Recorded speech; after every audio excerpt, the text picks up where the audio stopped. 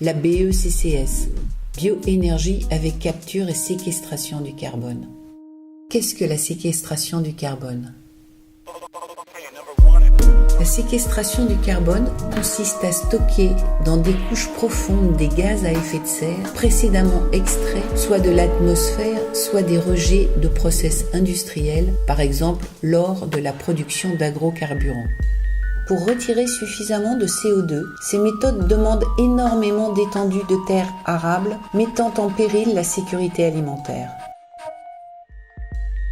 Ces procédés sont apparemment plus naturels et socialement admissibles, mais posent de nombreux problèmes. Ils s'opposent à la préservation des forêts, mais aussi à la restauration des écosystèmes dégradés. Il existe de nombreuses limites à la séquestration du carbone dans le domaine agricole, car les sols ne peuvent pas retenir indéfiniment le carbone stocké. La capacité maximale de stockage est ainsi vite atteinte. Le secteur de l'agrobusiness va-t-il se servir de la séquestration du carbone dans les sols pour verdir ses pratiques tout en utilisant du glyphosate et des OGM ?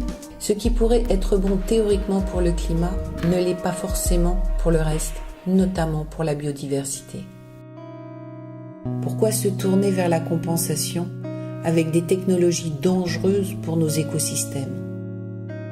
Cela ne va-t-il pas susciter un intérêt démesuré pour les terres agricoles et provoquer un véritable appel d'air qui mènera à la marchandisation des terres ? Cela va transformer nos paysannes et paysans en véritables calculettes à carbone, au détriment d'une agriculture plus équitable pour nos systèmes agricoles et alimentaires.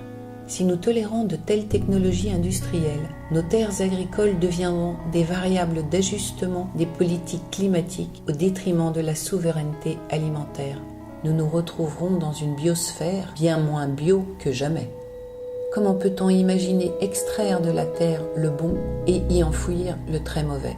Pourtant, les États se tournent vers la séquestration de carbone avant même d'avoir envisagé de taxer le kérosène et le fioul maritime.